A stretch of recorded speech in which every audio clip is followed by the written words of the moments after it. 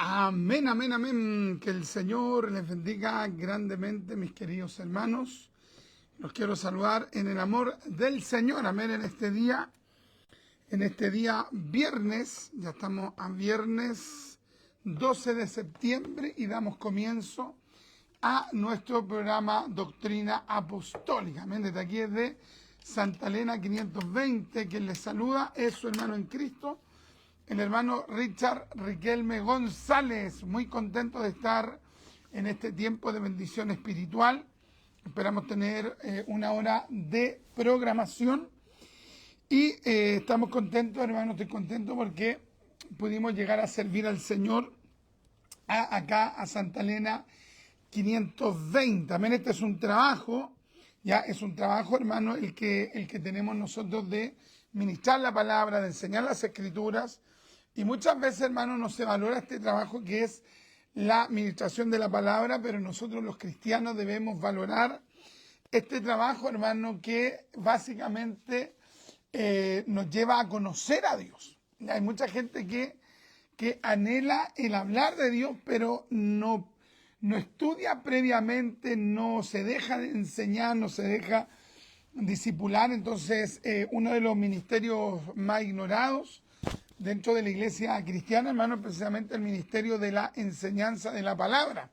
Así que nosotros con mucho énfasis, hermano, hemos tratado de enfatizar en esto para que de una u otra manera gente que a lo mejor carece de una formación bíblica en su respectiva iglesia, el programa Doctrina Apostólica pueda suplir ese espacio, ¿ya? Así que esperamos entonces el día de hoy tener unos minutos de gran bendición espiritual. Nosotros estamos ubicados acá en Santa Elena 520, casi esquina Eduardo Cordero, como a unos 10 minutos caminando de la plaza de Puente Alto, ¿ya? Así que vaya un fraternal saludo desde acá, desde Puente Alto hacia las diferentes comunas de nuestro país. Y también un saludo para todos los hermanos que nos escuchan también de otras partes del mundo, de Sudamérica, de Latinoamérica, de Centroamérica, de los Estados Unidos. Vaya un abrazo, pero gigante para cada uno de ustedes, mis amados, ¿ya? Hoy día, si el Señor así lo permite, vamos a estar compartiendo una temática acerca, hermanos, del profeta Ezequiel. ¿Qué le parece? Vamos a estar hablando un poquito acerca del profeta Ezequiel, así que dispongámonos en este momento a poder, hermano, meditar en un contenido bíblico que trata acerca del profeta Ezequiel. Así que vamos a ir a la oración y entramos de inmediato con esta temática para la gloria de Dios. Padre, en el nombre de Jesús, yo quiero darle gracias por darme este gran honor, este gran privilegio, Padre mío, de estar aquí en Radio Fe 1460 AM. Y en especial, Padre mío, es una bendición estar aquí en la Casa de Oración en Santa Elena 520. Padre, ministrenos por su palabra. Permítanos tener, Padre mío, un sentir de discípulo, Padre mío, no solo mis hermanos, sino que también yo pueda tener ese anhelo, ese sentir, esa disposición para poder recibir su palabra. Háblenos por misericordia, mi Dios. A pesar de mis debilidades, de mis limitaciones, úseme con la única finalidad que el Dios eterno sea glorificado. Ministrenos por su palabra. Sane, libere, restaure, renueve por su palabra, mi Dios. Se lo pido esto por piedad, mi Rey, en el nombre de Jesús. Amén y amén. Gloria a Dios, gloria a Dios, gloria a Dios. Gloria a Dios para siempre. Gloria al Señor. Vamos a leer un pasaje bíblico de la palabra del Señor allí en Ezequiel capítulo 27, déjeme sus saludos, sus comentarios, deje allí su aporte al tema el día de hoy.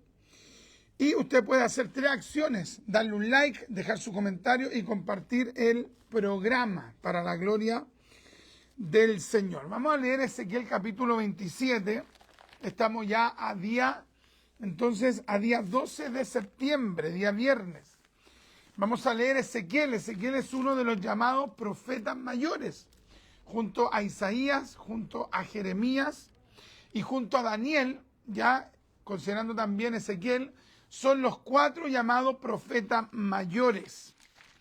Y vamos a leer el verso 27, el capítulo 27. Dice así la palabra del Señor en el nombre de Jesús, para la gloria del Padre, del Hijo y del Espíritu Santo. Amén. Así dice la palabra de Dios. Vino a mí palabra de Jehová diciendo: tú, hijo de hombre, levanta endecha sobre Tiro. Dirás a Tiro, que estás asentada a las orillas del mar, la que trafica con los pueblos de muchas costas. Así ha dicho Jehová el Señor. Tiro, tú has dicho: yo soy de perfecta hermosura. Mira cómo se contemplaba a sí mismo Tiro. Impresionante. En el corazón de los mares están tus confines. Los que te edificaron completaron tu belleza. De hayas del monte Senir te fabricaron todo el maderaje. Tomaron cedros del Líbano para hacerte el mástil. De encinas de Basán hicieron tus remos. Tus bancos de pino de las costas de Quitim, incrustados de marfil, de lino fino bordado de Egipto. Era tu cortina para que te sirviese de vela. De azul y púrpura de las costas de Lisa era tu pabellón. Aquí está describiendo, en este contexto, hermano, está describiendo cómo era la ciudad de Tiro, cómo era, hermano, este territorio, sus habitantes, cómo habían sido bendecidos, cómo habían sido restaurados, cómo habían sido edificados. Imagínate. Verso 8, los moradores de Sidón y de Arbat fueron remeros. Tus sabios, oh Tiro, estaban en ti. Ellos fueron tus pilotos. Los ancianos de Gebal y sus más hábiles obreros calafateaban tus junturas. Todas las naves del mar y los remeros de ellas fueron a ti para negociar, para participar de tus negocios. Qué tremendo, hermano. Estamos hablando que aquí se describe a Tiro. O sea, se da una descripción de una ciudad verdaderamente prosperada. Esta es una ciudad prosperada, bendecida. ¿Qué pasaje bíblico estamos viendo?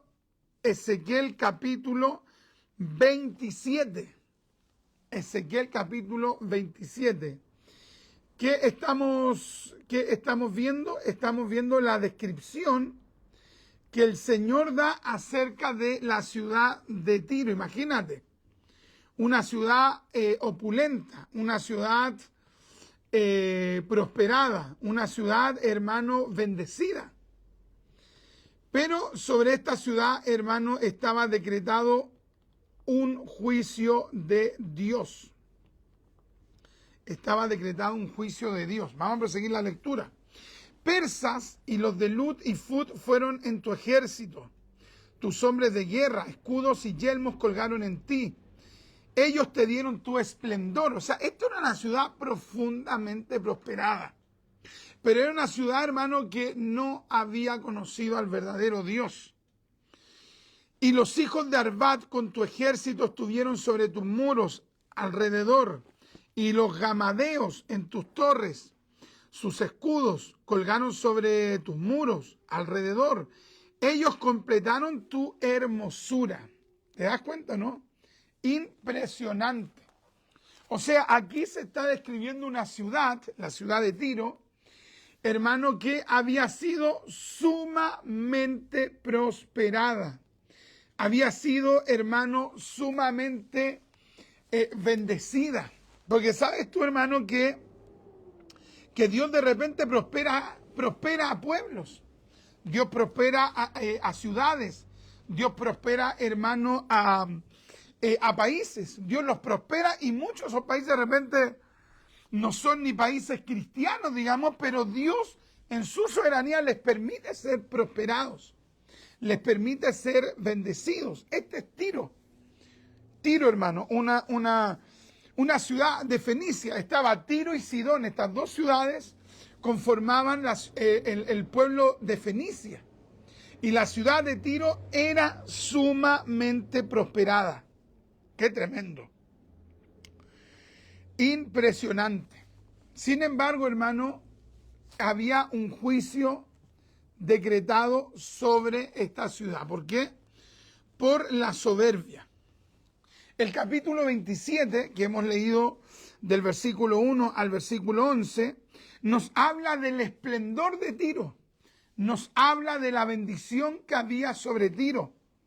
Del verso 12 al verso 24, nos habla de la prosperidad comercial de Tiro. Había una prosperidad sobre Tiro. Había una prosperidad, hermano, en la riqueza, en el comercio. Y arquitectónicamente la ciudad de Tiro era bellísima. ¡Qué tremendo! Oye, tú ves algunos países, por ejemplo Holanda, por ejemplo Noruega, por ejemplo Finlandia, por ejemplo Suiza, Alemania, Polonia, países verdaderamente extraordinarios, bellísimos. Y muchas veces uno ve la belleza de aquellos lugares y uno dice, oye, es difícil que esto vaya a ser derribado cuando hay una economía pujante, cuando la gente gana dinero, cuando hay una prosperidad, cuando los sueldos son altos, cuando van levantándose nuevas universidades, la población es más educada. ¿Quién pensaría que Venezuela iba a estar en una ruina? Venezuela fue uno de los países más prósperos en Hispanoamérica. Tenía, hermano, un ingreso per cápita mayor que el de cualquier país en Latinoamérica. ¿Quién iba a pensar que Venezuela, hermano, iba a estar en una ruina? ¿Quién iba a pensar que luego de grandes periodos de prosperidad de Argentina? Argentina fue uno de los países más prosperados en Latinoamérica. Llegó a tener una de las 3 economías más fuertes del mundo. ¿Quién iba a pensar, hermano, que los gobiernos peronistas, que los gobiernos, kirchneristas iban a dejar al país en la ruina? ¿Quién iba a pensar que Tiro, hermano, iba a ser en algún momento derribada y destruida? ¡Qué tremendo! Mucha gente, hermano, de repente ve ministerios, ve corporaciones, ve iglesias, hermano, ve instituciones y las ve prosperadas, las ve, hermano, que marchan bien. Y la gente dice, no, es difícil que esta corporación se deslice, que esta corporación se aparte, que esta corporación deje de estar en la voluntad de Dios. Mira cómo crece, mira cómo se expanden, mira cómo van abriendo nuevos locales, mira, o sea, todo marcha viento en popa. Hay una prosperidad tremenda en esa corporación. Hay una prosperidad tremenda en esa comuna, en esa ciudad. Y la gente ve y dice, no, esto es imposible que esto vaya a derribarse. Pero en algún momento, hermano, cuando la persona pone su confianza en su hermosura, en sus riquezas, en su comercio, ¿qué más, de qué más se podía jactar Tiro? De su ejército, tenía un tremendo ejército. Mira todas las cosas que habían en Tiro. Hermosura, riqueza, un tremendo ejército, un gran comercio. La gente iba de diferentes lugares a hacer negocio a Tiro. Bendito sea Dios. Pero ¿qué es lo que pasa, hermano, cuando un pueblo deja de tomarse de Dios? ¿Qué es lo que pasa cuando hay un evangelista que deja de tomarse de Dios? ¿Qué es lo que pasa cuando hay una iglesia que comienza a mirarse tan bella? No, este es nuestro gran ministerio. Este es nuestro gran concilio. Esta es nuestra gran catedral. Esta es la catedral de las catedrales. Cuando ya sea en el ámbito eclesiástico, cuando una corporación pone su confianza en su hermosura, en los bienes que ha adquirido para la corporación, en el gran número de miembros. Oye, pero no, esta iglesia tiene no sé cuántos miembros. Yo conocí a un pastor que se burlaba de los ministros del evangelio que tenían 10, 15, 20 hermanos. Se burlaba, decía, no, ese pastor no tiene llamado. Claro, porque él tenía 1000, 1200 y siempre le ponía incluso un poco más. Claro, él tenía llamado porque él tenía miles. Entonces, cuando él veía a ministros del evangelio que tenían poquitas ovejas, no, él decía, no, él no tiene llamado, él se puso solo. Él puso solo ese ministerio, Dios no lo llamó. En cambio nosotros no, nosotros tenemos una gran iglesia, nosotros tenemos una gran corporación, nosotros tenemos un gran respaldo. Cuando el ser humano comienza a actuar como Tiro, esa persona, hermano, va avanzando hacia la eventual ruina. Cuando alguien de repente dice, no, yo tengo un gran sueldo, y en vez de tomarse de Dios, y en vez de tomarse de Dios, se toman de su hermosura, oh, mi casa, mi auto, mi iglesia, mi púlpito, mi silla, ve que algunos dicen mi iglesia, mi corporación, mi empresa, mis estudios profesionales, Oye, Tiro, hermano, era bellísima. Tenían hermosura, tenían riqueza, tenían un gran ejército, tenían un gran comercio. Todos querían negociar con ellos. Lamentablemente, hermano, Tiro se ensoberbeció. Y en el capítulo 27 se nos narra una lamentación. Hay una lamentación. Y esta lamentación es una lamentación que Dios le da al profeta Ezequiel. Dios le da esta palabra a Ezequiel y le da esta palabra a Ezequiel cuando Tiro todavía está arriba, cuando Tiro todavía está prosperada, cuando Tiro todavía está siendo bendecida. Dios le habla a Ezequiel y le dice, viene la ruina sobre la ciudad. Viene la ruina sobre la ciudad. Ahora bien, el profeta cuando va a dar una palabra, hermano, no va mirando cómo están las cosas. O sea, el profeta nos da una palabra porque hizo un análisis sociopolítico, ¿no? Socioeconómico, político-económico, ¿no? No es un analista, analizó y vio hacia dónde iba meramente ese país, no, esa ciudad, no. Era el Espíritu Santo, era el Espíritu de Dios el que estaba revelando, hermano, la caída. Mira, tú puedes ver a cualquier hermano muy firme, muy sólido. Tú puedes ver a una persona tremendamente sólida. Puedes ver a una persona, hermano, pero firme. Está honrado, está fortalecido, está bendecido, tiene la honra de predicar, está coordinando, tiene la honra de dirigir un departamento, está abriendo local, está abriendo obra aquí, está abriendo obra allá, se está expandiendo, está presidiendo. Tú puedes verlo hermoso, todos lo admiran.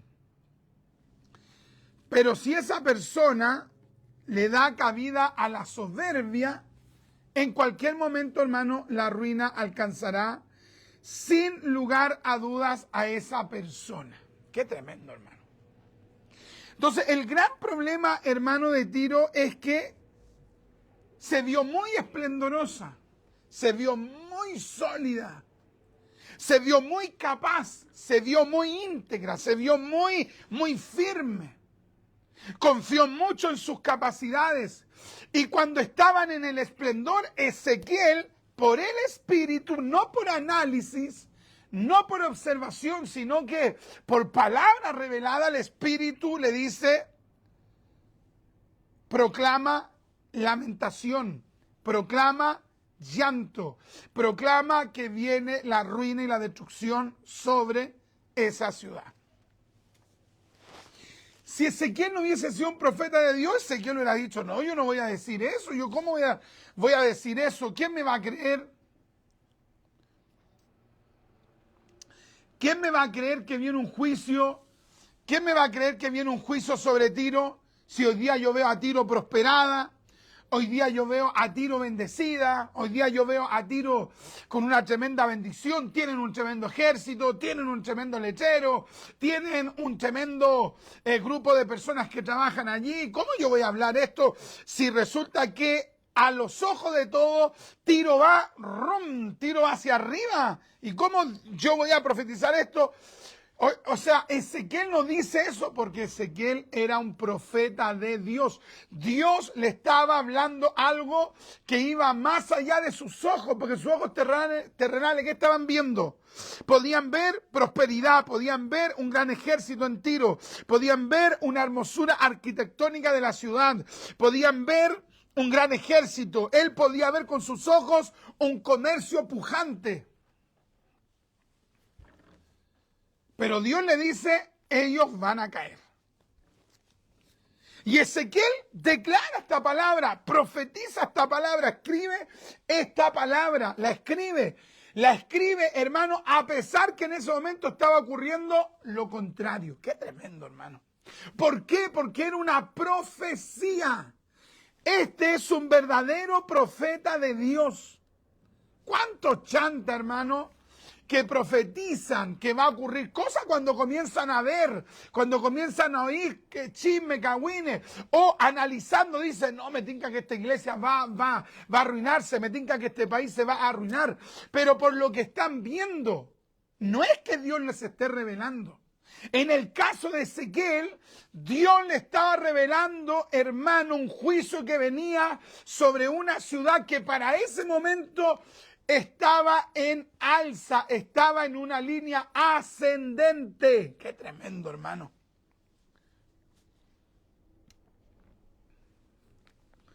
En el capítulo 27, como hemos dicho, se describe detalladamente la riqueza de la ciudad, su dominio comercial marítimo, la gran prosperidad de su comercio. O sea, cualquiera que hubiese oído las palabras de Ezequiel en ese momento, si no tenía el Espíritu Santo, podría haber dicho: ¿qué está hablando este hombre? ¿Cómo está hablando que esta ciudad va a ser arruinada? Si mira cómo estamos de prosperados, mira cómo controlamos estos lugares marítimos, miren cómo la ciudad controla todo lo que tiene que ver con las riquezas de ese sector. O sea, cómo el profeta está hablando, Ezequiel está hablando lo contrario a lo que se está viendo. Lo que sucede es que Ezequiel tenía al Espíritu de Dios. Qué tremendo, hermano. Dígame usted, cuando Venezuela, cuando Argentina eran una de las economías más pujantes del mundo, más firmes, más sólidas del mundo, ¿tú crees que los estadistas estaban diciendo: estos dos países se van a arruinar? No, la gente daba pronóstico y iban a crecer al 3, al 4, al 5, al 10%. Qué tremendo, hermano. Pero el profeta de Dios, hermano, habla de parte de Dios. Y Dios estaba viendo lo que los demás no estaban viendo. ¿Qué estaba viendo Ezequiel? por el espíritu, estaba viendo la soberbia, estaba viendo la altanería, estaba viendo, hermano, la autosuficiencia. ¡Qué tremendo! Anota tú por allí, anótalo por favor. ¿Qué provoca la autosuficiencia? Cuando hay un predicador autosuficiente, cuando hay un profesional cristiano autosuficiente, cuando hay un comerciante cristiano autosuficiente, cuando hay un empresario cristiano que se vuelve autosuficiente, cuando hay un profesional cristiano en diferentes áreas autosuficiente, ¿sabe lo que está pavimentando esa persona a mediano o largo plazo? Es su eventual ruina. ¡Qué tremendo, hermano! Anota, ¿cuál era el problema de Tiro? La autosuficiencia. Por favor, no sé si alguien está participando con nosotros de este programa Doctrina Apostólica. ¿Cuál fue el problema de Tiro? Fue su autosuficiencia. Tal vez alguien pueda decir, hermano Richard, pero es que tal vez el Señor juzga eso en aquellos tiempos. No, Dios nunca va a tolerar la autosuficiencia. Dios nunca va a tolerar, hermano, la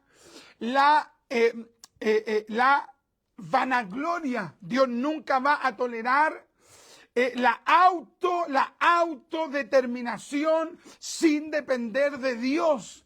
Dios nunca va a validar a una persona que dice, no, yo soy profesional en esto, yo no necesito orar para ir a mi trabajo, yo no necesito orar antes de hacer mi actividad en mi trabajo, yo no necesito hacer un plano en mi profesión porque ya llevo tantos años haciéndolo, yo no necesito orar al irme manejando porque yo ya sé manejar, yo no necesito orar antes de coordinar porque ya sé coordinar, yo no necesito orar, presentar ayuno, apartarme para Dios, para luego predicar porque yo ya he predicado en tantos lugares. No, qué tremendo, hermano. Yo estoy acostumbrado a hacer el aseo, estoy acostumbrado a cocinar, estoy acostumbrada a hacer lo que yo quiera. Soy un profesional. Qué tremendo, hermano. Impresionante. Impresionante. La autosuficiencia. Qué terrible, mis amados, es ser autosuficiente. Impresionante. Claro, Tiro era prosperada, era una ciudad prosperada. Tiro gobernaba esas regiones marítimas. Controlaba barcos, construía barcos. En Tiro se construían barcos. En Tiro había un gran número de personas que eran marineros, timoneles, mercaderes. Entonces eran personas en el ámbito comercial marítimo y en el ámbito comercial de la ciudad, eran extraordinarios. Aparte tenían un ejército tremendo. Entonces, eran autosuficientes, claro. Eran absolutamente autosuficientes. Hermano, ¿le toca predicar? Sí, pero ¿y buscó de Dios? No. No, es que uno ya tantas veces que ha predicado, entonces ¿para qué? Hermano, ¿tiene que hacer tal actividad? No, si esto lo sé hacer yo. Oiga, supe que lo ascendieron a la empresa, ¿quiere que oremos? O en la empresa, ¿quiere que oremos? Gracias, hermano, pero no, yo ya oré. Autosuficientes. Autosuficientes. Qué tremendo, hermano. ¿Qué ha traído sobre tu vida la autosuficiencia? ¿Qué provoca la autosuficiencia? Preguntémonos. ¿Qué provoca la autosuficiencia? O sea, ¿qué conlleva que alguien sea autosuficiente y las consecuencias que le van a traer? La autosuficiencia provoca una profunda seguridad, pero en sí mismo, no en Dios. No en Dios, en sí mismo. El autosuficiente se considera seguro en sí mismo. Se siente satisfecho de sus capacidades. Claro, tiene tremendas capacidades. Se siente totalmente independiente, autónomo de Dios. Ahora, si un mundano así, en alguna medida alguien podría sostener, bueno, es que una persona que no conoce a Dios, claro, pero que hayan evangélicos, que hayan evangélicas, que hayan hermanos, que hayan pastores, que hayan obispos, hermano, con ese nivel de soberbia. Qué tremendo, hermano. Hay gente, hermano, que le toca predicar en una iglesia y ni siquiera oran. Les toca predicar en culto y ni siquiera, hermanos, buscan a Dios en la intimidad. No, porque son profesionales, son autosuficientes. Ellos se la saben todas. Son independientes. Tienen plena seguridad de su capacidad de resolver cualquier problema que se le presente. Son autosuficientes. Confían en ellos mismos. Así era Tiro. Oye, pero prosperada. ¡Ay, qué tremendo, hermano!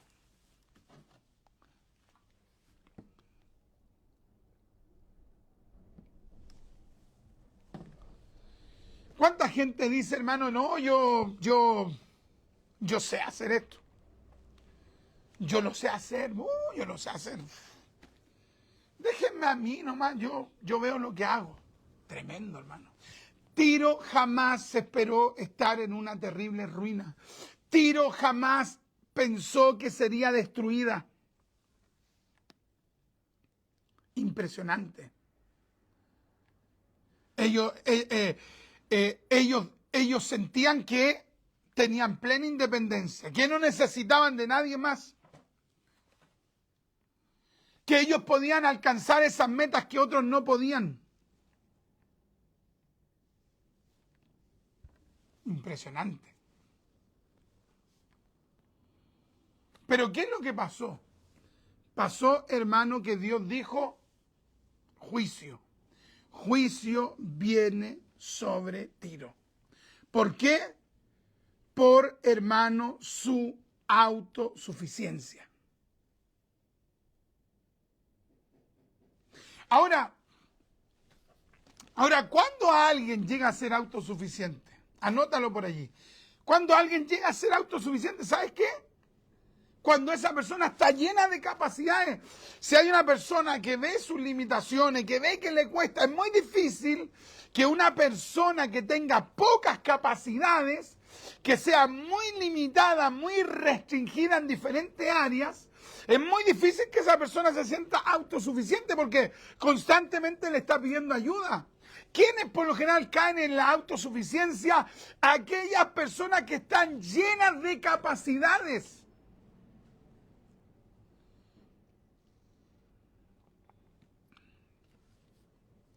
Es por eso que las personas que tienen dones, las personas que tienen unción de Dios extraordinaria, la gente que tiene capacidades intelectuales para estudiar, la gente que tiene capacidades físicas para hacer una serie de cosas y tienen un cuerpo que les responde para toda esa exigencia física. Aquellas personas que han sido dotadas de capacidades extraordinarias, esas son las personas que más tienen que cuidarse. Qué tremendo, hermano. Impresionante. ¿Está mal que alguien tenga fe? No, porque la fe es lo más glorioso. ¿Ya? ¿Por qué? Porque lo da Dios. De Cristo viene la fe. El problema es cuando se confunden la fe con la autoestima personal, cuando la gente se estima a sí misma. Ya no es que confíe en el don que Dios le dio, sino que confían en su propia capacidad. Qué tremendo, hermano. Impresionante. Entonces, preguntémonos, ¿por qué fue destruida la ciudad de Tiro en Ezequiel 27, lo que se narra? ¿Por qué en Ezequiel 27 se narra la caída, la ruina de Tiro?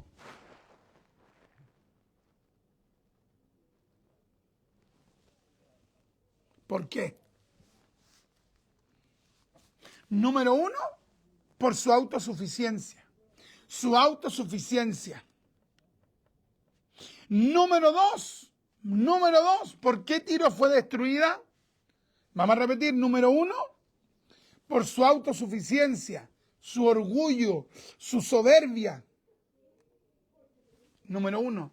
Número dos, porque se alegró de que Jerusalén fuera destruida. Qué tremendo, hermano. Vamos a volver a repetir.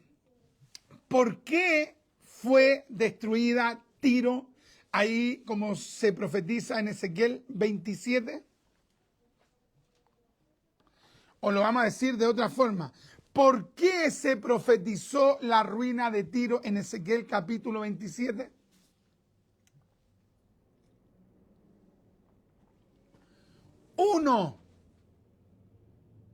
Uno, por su autosuficiencia. La autosuficiencia implica soberbia, implica altivez, implica, hermano, una autoestima mucho más allá de lo saludable. Esa autoestima era plena, hermano, dependencia en sí mismos y no en Dios. Segunda razón por la cual Tiro fue destruida. ¿Sabe por qué? Porque Tiro se alegró de que Jerusalén fuera destruida. Qué tremendo, hermano. ¿Sabías tú, hermano, que hay gente que cuando ve que alguien que era de Dios se descarría, ellos se alegran? Ellos se alegran. Y lo que esa persona no sabe es que en algún momento el Dios de la gloria va a poner su mano sobre esa persona. No sabemos cuánto tiempo más, pero en algún momento esta palabra, hermano, se va a hacer vida en esa persona. Si alguien se ha alegrado de que un cristiano se descarríe, si alguien se alegró de que algún hermano de la iglesia que a él le caía mal, se descarriara, se detuviera, se apartara, esa persona, si no se arrepiente, va a recibir el justo castigo de Dios. Oye, tú no te puedes alegrar porque alguien deje de ir a la iglesia. ¿Cómo tú te vas a alegrar porque un hermano ahora no está yendo al culto? ¿Cómo tú te vas a alegrar de que de repente te encuentren y te digan, oye, supiste que ese hermano tanto ahora está descarriado? ¿En serio? Oye, tú no puedes decir así, ¿en serio? ¿Cómo? ¿Cómo un pastorcillo, como un falso pastor se va a alegrar de que alguien cierre una iglesia? Como alguien que dice tener el Espíritu de Dios, se va a alegrar porque cerraron una corporación, cerraron una iglesia local, porque tal evangelista ya no predica? O sea, ¿cómo alguien se va a alegrar de eso? ¿Cómo alguien va a desear? ¿Cómo alguien, y especialmente como un ministro, va a desear que otro deje de predicar? Qué tremendo, hermano. Dos razones por las cuales fue destruida Tiro. Uno, su autosuficiencia. Dos, su alegría al ver que Jerusalén había sido destruida.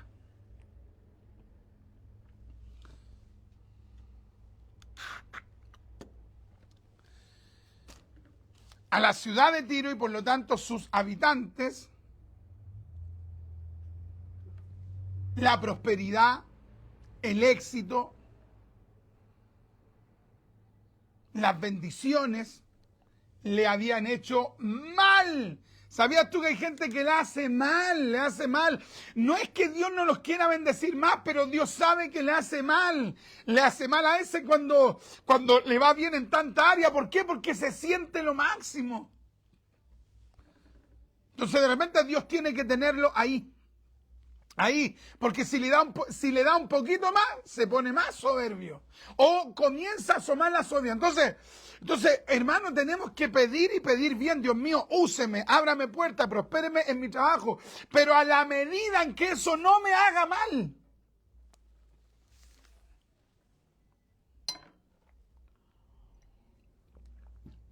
La prosperidad económica, el bienestar, les había cegado. Les había cegado, les había llenado de orgullo y de un orgullo desmedido. No les importaba lo espiritual, ni siquiera lo espiritual de sus propias creencias. Tenían una mente meramente material. ¿Sabes tú que hay gente que es 100% materialista? 100% materialista. No van a una iglesia, no se congregan, no buscan, son 100% materialistas. 100%. Lo que le importa es ganar plata, lo que le importa es ser prosperado, eso le importa. Pero ¿qué sucedió? Cayó el juicio. Cayó el juicio. ¿Por qué? Por la autosuficiencia. 2, porque se alegraron al ver a Jerusalén arruinada. Qué tremendo, hermano. ¿Cuándo se cumplió el juicio sobre Tiro luego que Ezequiel lo profetizó? ¿Cuándo ocurrió eso? ¿Cientos de años después? ¿Miles de años después? No. A corto plazo, hermano, vino el primer azote sobre Tiro. Profetiza Ezequiel, hermano, y pasan unos pocos años y Nabucodonosor que había atacado primero Jerusalén, oye, mira, cuando Nabucodonosor ataca a Jerusalén y Jerusalén se arruina, Ezequiel por el Espíritu da esta profecía y pasan unos pocos años y luego Nabucodonosor se va en contra de Tiro. ¿En qué año? En el año 587. ¿Te das cuenta, no?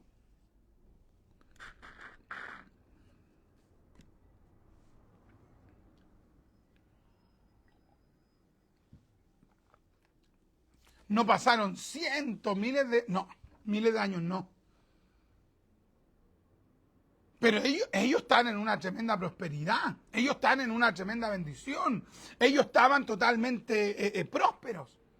Sí, pero había autosuficiencia, había alegría porque a otros les estaba yendo mal. ¿Cómo? O sea, ¿cómo un cristiano, hermano? Por eso esta palabra es para nosotros. Oye, la palabra es para nosotros. ¿Qué es lo que quiere Dios? Que no seamos como los de Tiro. ¿Cómo nos vamos a alegrar? Porque a mí me va bien y al otro le va mal. ¿Cómo yo me voy a alegrar de eso? No, si a mí me va bien, gloria a Dios. Y si yo sé que a alguien le está yendo mal, si yo sé que alguien está necesitado, lo mínimo que tengo que hacer es orar, y si puedo ayudar económicamente, y si puedo ungir, y si puedo visitar, tengo que hacerlo. O sea, ¿te das cuenta? Si a mí me comentan que a alguien le está yendo mal, aunque esa persona en algún momento me haya querido hacer un mal a mí, yo no debería decir, oh, qué bueno, le cayó el juicio. No.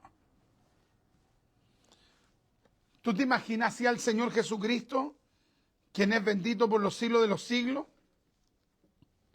¿Tú te imaginas al Mesías así? Hermano Richard, me está yendo bien y a la persona que no me cae bien no le está yendo bien. ¿Me puedo sonreír? No. Qué lástima, no está yendo bien, vamos a orar. Vamos a orar, tenemos el Espíritu de Dios, vamos a orar. Vamos a orar, vamos a clamar, vamos a pedirle a Dios que tenga misericordia de esa persona.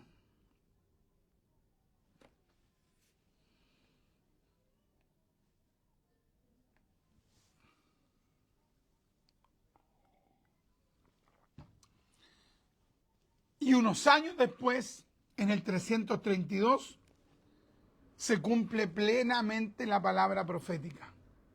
Porque Alejandro Magno destruye totalmente la ciudad y con parte de las ruinas de la ciudad mandó a construir un camino.